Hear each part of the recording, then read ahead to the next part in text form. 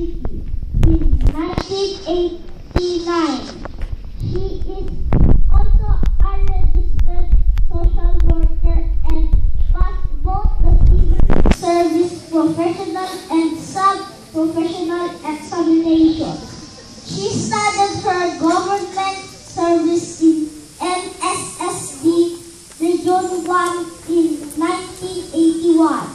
She has held various positions in DSWD, CAR, and to name a few, as a training officer and specialist social welfare officer 5, division chief in the technical assistance division, and her current position as a social welfare officer 5, division chief in the institutional development division of DSWD, Cordillera Administrative Region. She was also a recipient of Foreign Service Scholarship and Study Grant in Japan International Corporation of Welfare Services. As technical assistant to the labor attaché in Jeddah, KSA, and Tel Aviv, Israel. Her significant contributions includes a handbook on critical incident and stress debriefing, stress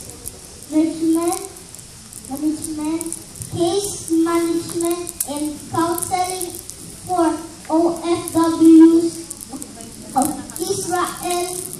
Also a reviewer for Social Work Board examinations at St. Louis University, Cordillera Career Development College.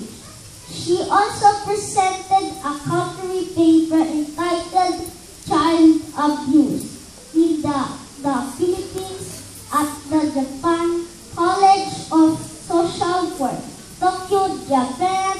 Some of her important designations includes as Chairman Procurement, Bids and Awards Committee, and as President Ombudsman Coordinator. She was a recipient of Loyalty Awards for 15, 20, and 30 years for government service. She was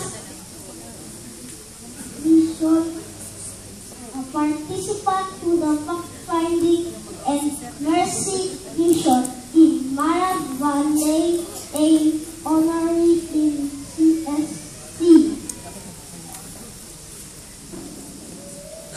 Ladies and gentlemen, it is my pride and honor to present to you our guest speaker, Honorable Perlita D. Panganiban.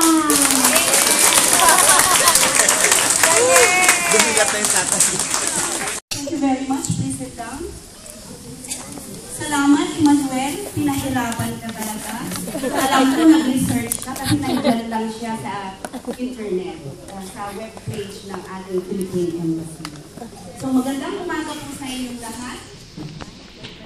Our chief, the retired Major General Abdul Karim Amidan, the owner of the school, Mr. Sabi ko lang kasi ang haba eh. Hindi sila naniniwala mahaba.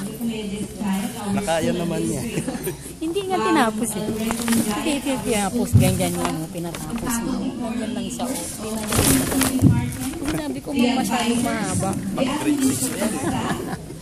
The parents. Matitindi yung mga wordings na.